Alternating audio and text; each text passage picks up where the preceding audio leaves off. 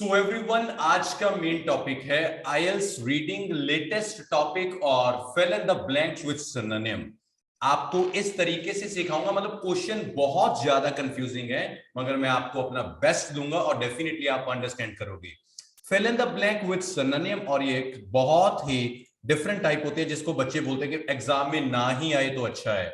तो इसमें करना क्या होता है, 27 से लेके 30 तक हमारे पास क्वेश्चंस हैं, टू जे तक हमारे पास ऑप्शंस हैं, और करना क्या है कि फिल इन द ब्लैंक की लोकेशन ढूंढनी है। जो आंसर मिलेगा उसका सिनोनिम इनमें से एक होगा और वो सिनोनिम का जो एबीसी होगा हमें यहां पर ऐड करना होगा। सबसे पहले लोकेशन की बात करते हैं, तो हम बात करते हैं यहां पे, ये बोलते हैं कि of the world 6500 living languages, मतलब पूरे दुनिया में 6500 लैंग्वेजेस बोली जाती हैं। आपको कितनी पता है ये बताइए? हिंदी, पंजाबी, अंग्रेजी, उर्दू, तमिल, गुजराती, फ्रेंच, स्पेनिश, कितनी? ज्यादा से ज्यादा हम 20, 30, 40 बोल देंगे। पूरी दुनिया में बोलते हैं 6500 लैंग्वेजेस। अरे बाप रे! और ये बोल रहे कि about the half of them are expected to be extinct, और आधी से ज्यादा जो मतलब हाफ उनमें से खत्म होने की कगार पे हैं। एक्सटिंक्ट होता है खत्म होने की कगार पे।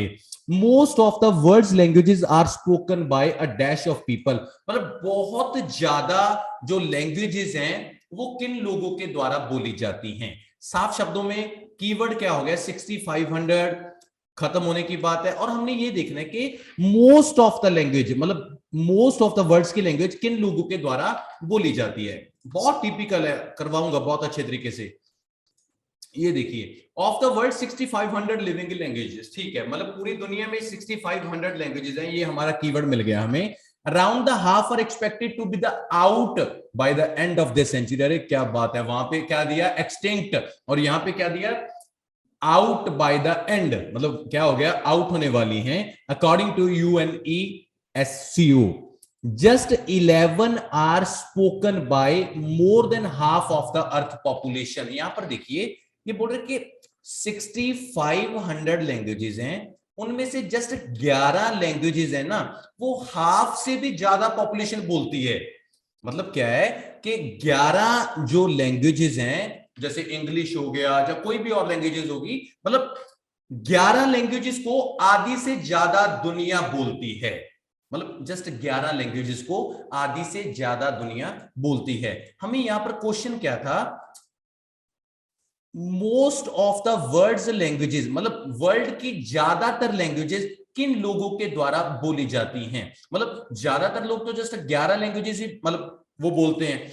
इन्होंने बोला कि वर्ल्ड्स की कितनी लैंग्वेजेस है, मतलब पीछे बचा इतना, ये किन लोगों के द्वारा बोली जाती हैं। तो डेफिनेटली जो 11 लैंग्वेजेस को आधी से ज्यादा दुनिया बोल रही है, मान लीजिए 70% लोग हैं जो 11 लैंग्वेजेस बोल रहे हैं, क्योंकि हाफ से भी ज्यादा बोला था उसने, तो पीछे इतनी लैंग्वेजेस हैं, इनको लोग कितने रह गए?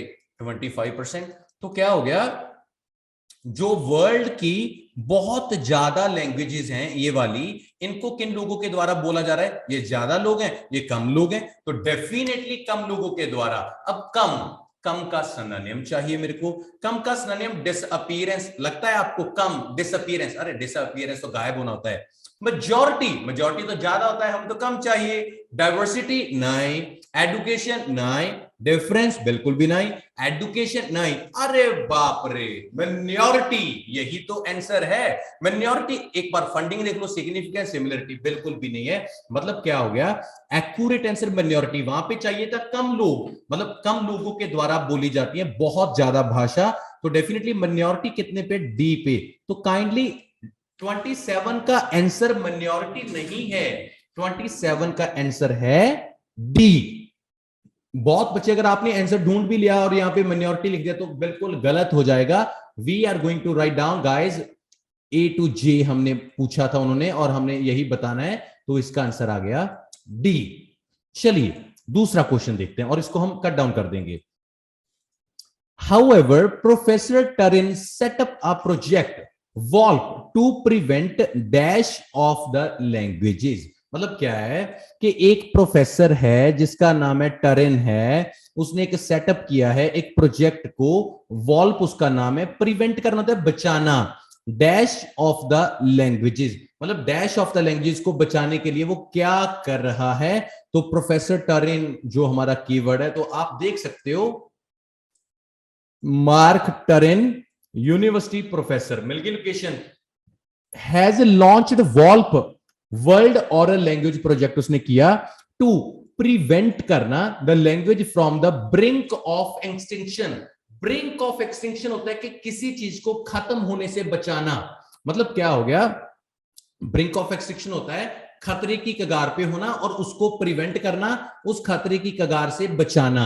मतलब मार्क टरेन ने, जो यूनिवर्सिटी का प्रोफेसर है, उसने ये वॉल्प को लॉन्च किया है प्रिवेंट करने के लिए लैंग्वेजेस को, कहां से, ब्रिंक ऑफ एक्सटिंक्शन से, मतलब बिल्कुल खत्म होने से बचा रहा है, वो खत्म होने से बचा रहा है। सिमिलरिटी नहीं, खत्म होने से बचाना नहीं। सिग्निफिकेंस ये तो इंपॉर्टेंट होता है। फंडिंग नहीं, माइनॉरिटी हो चुका। एडुकेशन नहीं, डिफरेंस नहीं, खत्म होने से बचाना डिफरेंस ये अलग है।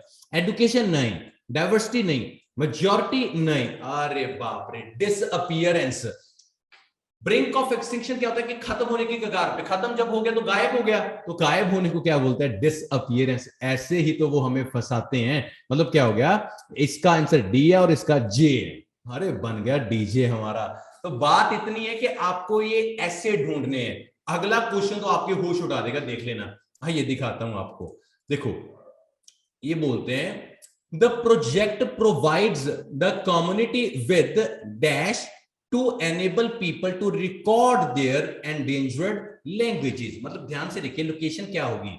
ये बोल रहे हैं एक प्रोजेक्ट है जो प्रोवाइड करता है कम्युनिटी को विद डैश, कम्युनिटी को ये चीज देता है ताकि लोग एनेबल हो जाएं, रिकॉर्ड कर लें वो अपनी जो खतरे पे आने वाली लैंग्वेजेस हैं। मतलब कौन देता है, जो जिसका प्रोजेक्ट था, प्रोजेक्ट किसका था, टरेन का। तो देखते हैं कि वो क्या देता है कि लैंग्वेजेस को हम रिकॉर्ड करते हैं। और यहां पे आप देख सकते हो कम्युनिटीज, ही इज ट्राइंग, तो ही कौन हो गया, मार्क हो गया ना, जो हमारा मार्क ही था ना वो, हाँ मार्क टरेन है, वही है, ही वो हो गया। He is trying to encourage indigenous community to collaborate with anthropologist around the world to record, देखो वो रिकॉर्ड करना चाहता था, what he calls oral literature, ये मिल गया keyword, through video cameras, voice recorder and other multimedia tools by awarding, awarding क्या हो गया, प्रोवाइडिंग, क्या दे रहा था वो उनको, ग्रांट्स दे रहा था, grants from 30,000 pound pot that the project has secured this year. वो अपने प्रोजेक्ट को सिक्योर करने के लिए उनको ग्रांट्स दे रहा था। ग्रांट में क्या चीज आती है, ग्रांट में आता है पैसा। तो पैसे का सिनोनिम यहां पर देखो क्या है, डिसअपियरेंस नहीं होगा और माइनॉरिटी नहीं होगा। पैसे का सिनोनिम मेजॉरिटी नहीं, डाइवर्सिटी नहीं, एडुकेशन भी नहीं, डिफरेंस भी नहीं, एडुकेशन भी नहीं, सिमिलरिटी भी नहीं, सिग्निफिकेंस भी नहीं, फंडिंग। फंडिंग, फंडिंग क्या होता है, पैसा। तो डेफिनेटली क्या बचा, सी। तो हमें डेफिनेटली यहां पर क्या हो गया, डी जे सी। और लास्ट क्वेश्चन देखते हैं हमारा, the oral tradition has great cultural dash. Oral tradition है जो उसकी ग्रेट कल्चरल डैश है, देखते हैं उसकी क्या है, ऑरल ट्रेडिशन देखते हैं। अरे बाप रे, ये बैठा है, ये मिल गया ऑरल ट्रेडिशन, ठीक है। तो हम देखते हैं, for many of these communities the oral tradition is at the heart of their culture. मतलब उनके कल्चर का तो वो हर्ट है। हर्ट क्या होता है, जैसे हम बोलते हैं city centre, heart of the city, important, main. तो क्या है, जो ऑरल कल्चर है ये तो उनका हर्ट है, क्योंकि बॉडी में तो हर्ट मेन होता है ना, तो यहां पर मेन, इंपॉर्टेंट, तो डेफिनेटली आपको सिग्निफिकेंस लगेगा।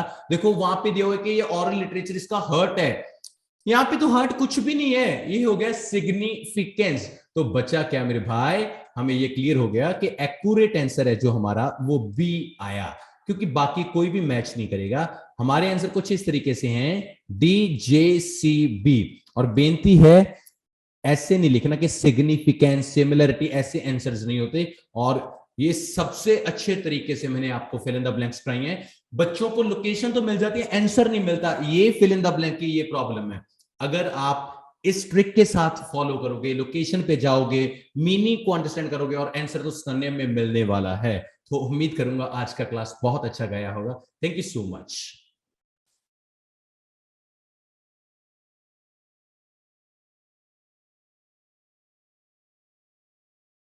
तो गाइस, आज हम सीखने वाले हैं डायरेक्ट क्वेश्चन राइटिंग टास्क 2। मतलब हर एक स्टेप में आपको अग्री डिसअग्री टीच कर रहा हूं, मैं आपको प्रॉब्लम सॉल्यूशन टीच कर रहा हूं, और ये डायरेक्ट क्वेश्चन है। मतलब हर रोज नई क्लास, हर रोज नई चीज सीखने को मिलेगी। कम से कम 7 क्लासेस आप लोगों के लिए डेली डेली डेली आएंगी और आप बहुत अच्छे तरीके से सीखोगे। तो देखिए आज का जो हमारा क्वेश्चन है वो क्या है। क्वेश्चन आपके सामने है। क्वेश्चन बोल रहा है fewer and fewer young people are choosing to become a teacher। अरे बाप रे, मतलब बहुत कम लोग अब चूज कर रहे हैं टीचर बनना। Why do young people do not want to become teachers? लोग टीचर क्यों नहीं बनना चाहते अब? How could this be changed? मतलब ये बात क्लियर है। मैं आपको सच्ची बात बताऊं पढ़ाने से पहले, 2009 में मैंने बीए किया था और 2012 में मैंने उसको पूरा किया।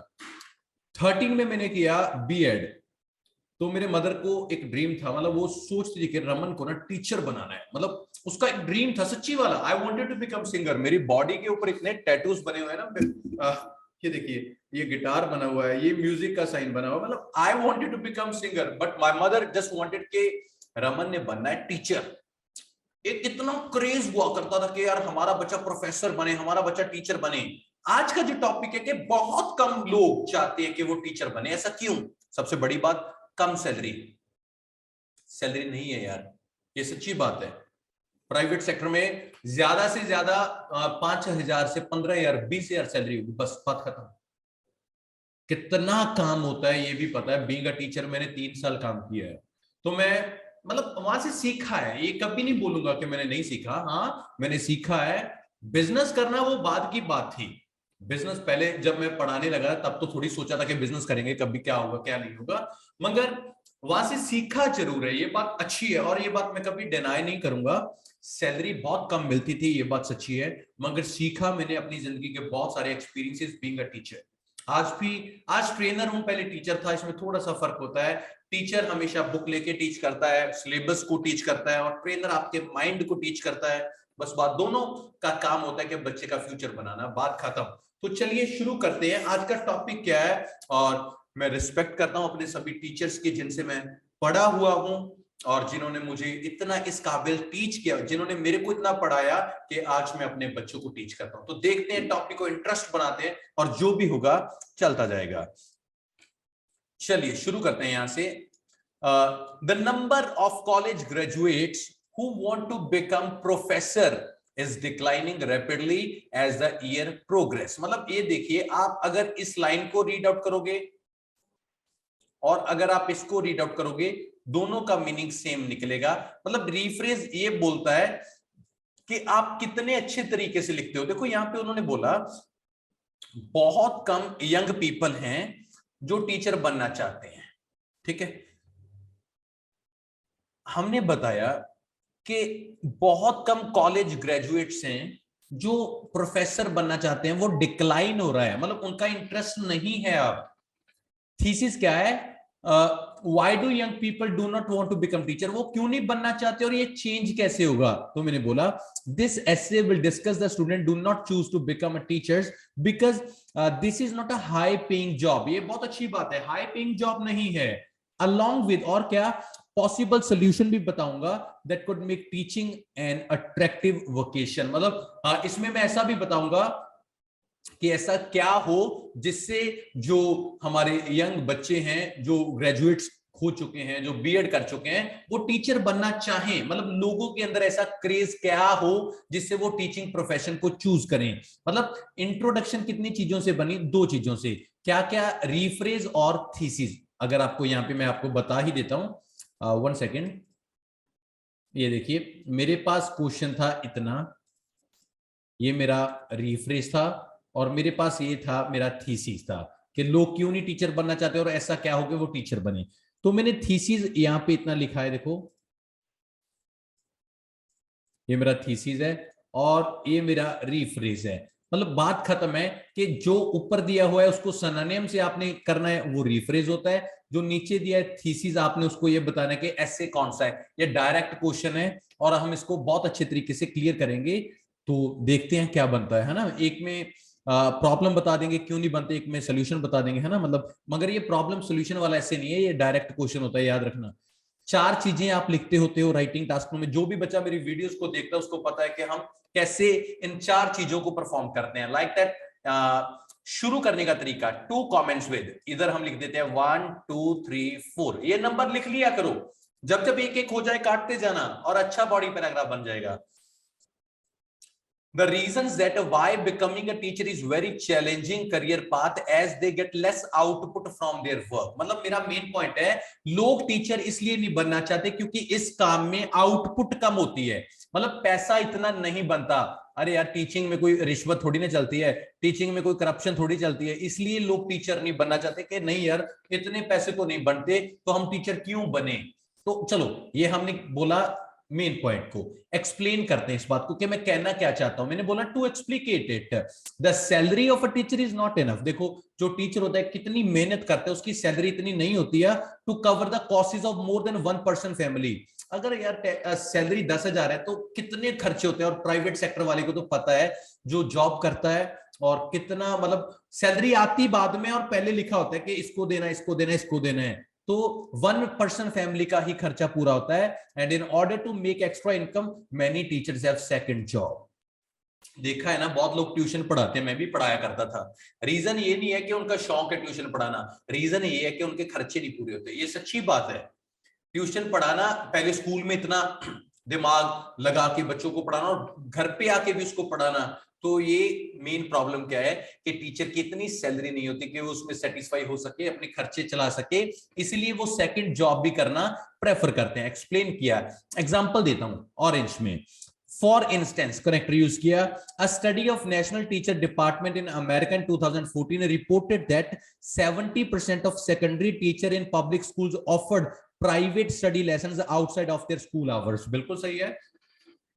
70% टीचर्स ऐसे होते हैं जो मतलब स्कूल से आके घर पे अपनी सेकंड ट्यूशन देते हैं, घर पे ट्यूशन देते हैं। रीजन आपको पता है कि सैलरी, जॉब, आप सब अच्छे तरीके से क्लियर करते हो। और इसका रिजल्ट क्या निकलता है इस बात का, तो thus wages of teachers are not sufficient to fulfil their requirements. तो ये सच्ची बात है कि उनकी वेजेस है ना, वो मतलब इतनी अच्छी नहीं होती हैं। और सबसे अच्छी बात मैं आपको बताऊं कि हमने ये 4 कलर्स में किया। 4 कलर्स में क्या क्या किया, देखो नंबर 1 रेड कलर में मैंने मेन पॉइंट बता दिया कि उनकी सैलरी कम होती है।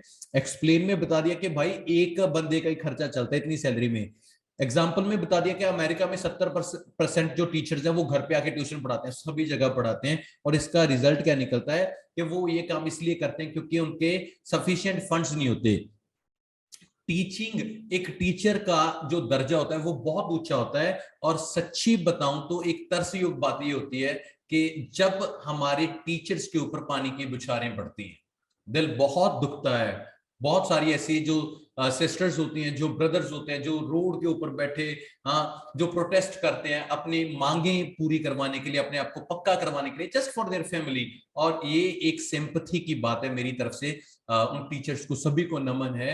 मैं चाहता हूं कि उनकी डिमांड्स जो भी वो चाहते हैं वो जल्दी से पूरी हो, क्योंकि जो टीचिंग प्रोफेशन है ना, वो एक ऐसा रिस्पेक्टेड प्रोफेशन है जो बच्चे की जिंदगी बनाए, ना कि टीचर्स को टैंकी के ऊपर चढ़ना पड़े। अपने मतलब उन्होंने जो टेस्ट है वो भी क्लियर किए हुए हैं, मगर उनको वो जो दर्जा है वो नहीं मिला। The reason is that. तो इसीलिए हमने ये बताया कि लोग टीचर क्यों नहीं बनना चाहते। और दूसरा हम ये देखेंगे कि ऐसा क्या हो कि लोग टीचिंग प्रोफेशन को चूज करना, पसंद करना शुरू करें। चलो देखते हैं बॉडी पैराग्राफ 2 में बातें, वहां पर भी हम 4 ही करेंगे। तो चलिए हम शुरू करते हैं। मैंने यहां पे बताया बच्चे, यहां पे भी हम 1 2 3 4। ये देखो पहला, शिफ्टिंग टुवर्ड्स अ सॉल्यूशन। चलो मैं सॉल्यूशन देखता हूं, क्या पता कोई अच्छा सॉल्यूशन मिल ही जाए आज। The government should offer free scholarship grants for those students who want to pursue becoming as a teacher। मतलब सरकार को चाहिए कि +2 के बाद जो भी बच्चा सोचता है ना कि मैं बड़ा होकर टीचर बनना है, तो उसको फ्री स्टडी कर दे। कारण ये है कि बहुत सारे बच्चे ऐसे हैं जो अपने घर पे कंडीशन ना होने की वजह से पढ़ते ही नहीं। तो अगर फ्री में टीचिंग मिलेगी तो बहुत सारे बच्चे ऐसे होंगे जो टीचिंग ले सकेंगे, अच्छी पढ़ाई कर सकेंगे। मगर उनके सामने एक शर्त होगी कि भाई तेने बनना टीचर है, नेशन को सर्व करना है, तेने अपने देश को सर्व करना है। तो सबसे अच्छी बात क्या होगी कि गवर्नमेंट को चाहिए, मेन पॉइंट ये दे दिया कि जो स्टूडेंट है उनको स्कॉलरशिप ग्रांट्स दी जाएं, ताकि बच्चे को कुछ पता लगे कि हाँ अगर मैं ये चीज सीखूंगा तो मेरी लाइफ बनेगी। तो मतलब उसको पैसे ना लें उससे, बल्कि उसको अच्छे तरीके से पढ़ाया जाए। दैट्स इट, फ्री पढ़ा दें जिसके पास पैसा नहीं है। एक्सप्लेन करते हैं क्या कहना चाहता हूं। To explain it, this can encourage them to choose a teaching profession. जब बच्चे को होगा कि यार घर पे तो पैसे नहीं है, पढ़ाई में वैसे भी नहीं कर सकता, अगर मैं टीचिंग प्रोफेशन चूज कर दूं तो मेरे को फ्री भी पढ़ा रहे हैं वो, तो ये सबसे अच्छी चीज है कि वो लोग टीचिंग प्रोफेशन को चूज करना अच्छा समझेंगे और अपने करियर को अच्छा करेंगे। This would allow them to develop a career with many possibilities. तो बच्चों का करियर भी बन सकता है। जो बच्चा पैसों की वजह से आगे नहीं पढ़ता तो उसके लिए करियर अपॉर्चुनिटी हो जाएगी। तो मैं चाहता हूं कि गवर्नमेंट उन बच्चों को स्कॉलरशिप दे जो आगे जाके कुछ भी बनना चाहते हो। मगर ये टॉपिक टीचर्स का, तो हम टीचर बनने के लिए उनको फ्री एजुकेशन प्रोवाइड करें। तो इसकी एग्जांपल देखते हैं। For example, famous newspaper headline ऐसे ही लिख दिया, कोई फेमस नाम नहीं लिखा। फिलीपींस ने इन 2012 में रिवील्ड किया 6 out of 10 students choose to become a mentor. Teacher का सरनेम होता है mentor. After gaining a full scholarship programme with the understanding that they have to teach in their nation for at least 2 years. Very good. Philippines में 2011 में क्या हुआ था कि उनकी सरकार ने बोल दिया कि अगर आप टीचर बनना चाहते हो तो हम आपको फ्री में स्टडी देंगे, मगर आपको कम से कम 2 साल के लिए हमारे देश को, नेशन को आपने टीच करना है। तो 10 में से 6 बंदे मान गए कि हम टीचर बनेंगे। तो ये एक अट्रैक्टिव प्रपोजल था उनके लिए। तो इसका रिजल्ट क्या निकला? As a result, scholarship assist influence students towards teaching profession up to large extent। तो स्कॉलरशिप होगी तो लार्ज एक्सटेंट में बच्चे बहुत अच्छे तरीके से सीखेंगे। That's it. मतलब क्या होगा, ये देखिए 4 कलर्स हैं बच्चे, मेरे को बस इतना बताना है। Main point, explain, example, result. और इसके कनेक्टर्स बहुत मेन होते हैं, जैसे to explain it, for example, as a result, shifting towards the solution.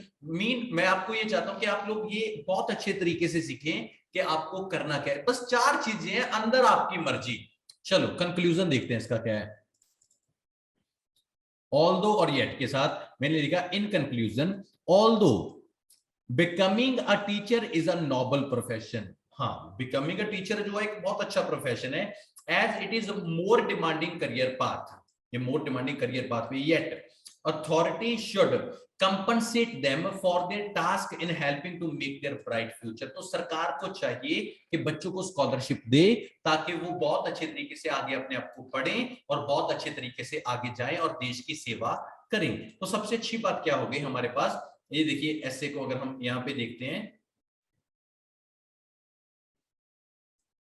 Introduction, यहाँ पे हमने प्रॉब्लम बताई 4 पॉइंट से ना, मेन पॉइंट, एक्सप्लेन, एग्जांपल और रिजल्ट।